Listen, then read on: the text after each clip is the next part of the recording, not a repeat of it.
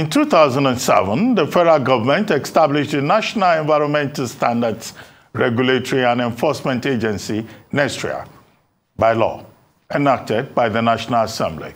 The agency, headed by the Director General Chief Executive Officer, Professor Aliyu Jauro, is charged with the responsibility of enforcing all environmental laws, guidelines, policies, standards, and regulations in Nigeria. It also has the responsibility to enforce compliance with provisions of international agreements, protocols, conventions, and treaties on the environment.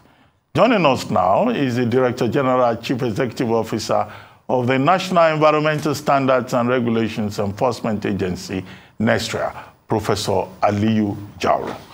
Professor Jauro, thank you very much for joining us on the morning show. Good morning. Well, I hope I'm not going off point. I want to go to the speech delivered by President Muhammadu Buhari at the recent United Nations General Assembly. He devoted, as he has done, since 2016, a paragraph to climate change and the environment. And he talked about Nigeria's commitment to the, Paris climate change agreement and efforts being made by the Nigerian government to protect the environment. And yes, we keep having problems here with drought, with desertification. Every year we raise an alarm. So are we really committed to it, or is this just a usual, putting one or two paragraphs on the environment, to appease the international community to show that we are aware that this is a major issue in the world? What are we really doing?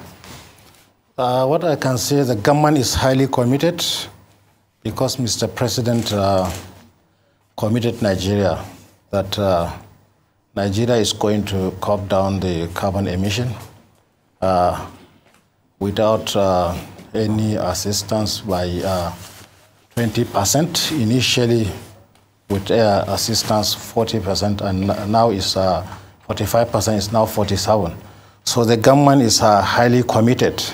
You cannot just wake up one day and solve these problems. A lot of things must be put on ground. We have to go down to the genesis of this climate change. So they are enormous, and these issues, they don't respect any boundary. Something that happens elsewhere, we know that Africa, we are the least emitters of these greenhouse gases. So the big emitters are those that are responsible for most of these issues. So a lot of things are put down on the table. So a lot of things are now taking place. For instance, we know that the best way to mitigate climate change is by cutting down the emission and at the same time, tree planting.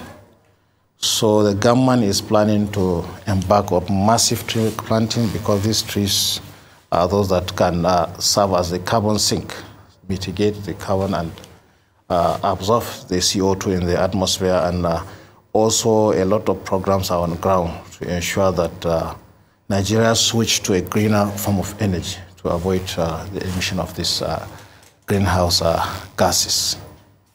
I mean, your brief is quite broad-ranging, and it even goes beyond, climate change. It also talks about things like enforcement of laws on the environment for animals that are endangered, CITES, endangered species, and things like that. And this will also go to conversations about, pangolin, sales of things like that. I mean, how have you been enforcing laws like that? Nigeria is a signatory to the CITES Convention. And Nigeria is highly committed. As soon as it was signed that agreement, Nigeria domesticated CITES by enacting the Endangered Species Act, which was also amended in 2016. So NISREA also came up with a regulation, National Environmental Protection of Endangered Species in international trade. So we are working with other relevant stakeholders, the Nigerian customs, because you receive a lot of news that there's arrest of either elephant tuks or pangolin scales. Most of these consignments are not emanating from Nigeria. They use Nigeria as a transit hub because our borders are porous. So we are working assiduously with the Nigerian customs to ensure that some of this consignment don't get into the country. And also we are sensitizing stakeholders for the need for us to protect what we have. Because one of our mandates is to ensure that the ecosystem is protected and also is conserved. The biodiversity must be protected, because if we continue to harvest most of this, either plant or animals, one day we won't have anything to harvest. So there's need for us to do it in a sustainable manner. So that is why some of these species, either the flora or fauna, are listed in the appendices, whether these ones can be engaged in any international trade, or there may be some restrictions, even if you are going to engage in the trade, depending on the availability of some of these either plants or animals. Okay, one phrase in the president's speech at Onga was about this transition to a low-carbon economy. And the vice president is also strong on that. He's been in the Middle East to attend the conference. He's written essays on it, talking about Nigeria's transition to a low-carbon economy. But both the president and the vice president seem to be saying that the international community will have to meet certain obligations in the interest of developing countries. So are we waiting for the outsider before we begin to take concrete steps? Well, I cannot be able to say specifically, but there was an agreement during the UNFCCC that the developed countries are going to assist the developing countries in meeting of these obligations, because, as I have said, they are responsible for most of these emissions. But meeting up with their promises is somehow becoming difficult. But very soon, in a few weeks, the COP27 is coming up, and this talk is going to come up again. There's need for them to really assist the developing countries, and I think even Nigeria will also look inwards to see what we can do as a nation, rather than to sit down and wait for the... Okay. We've been having cases of flood, a lot of flood. And also, we're having massive urbanization happening in Lagos. That means people building more concrete houses, blocks, and things like that. But there's an after effect on the environment, because a lot of the topsoil cover is being pushed away. Trees have been cut down in places like Ikoyi and some other parts of Lagos in general. We've lost our tree count over the years and all of that.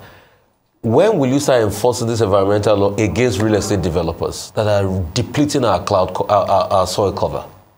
Well, it's a serious issue, as you have said. They contribute to a lot of these environmental problems. When you cut down tree and you don't plant, because you are expanding, developing, so you are removing one of the protectors, you are removing one of the carbon sinks we are talking about, and also the soil will become vulnerable to erosion.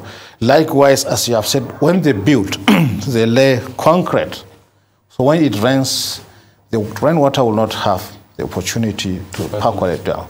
So that's why when there's a rain for a certain period of time, there's likelihood for that flooding.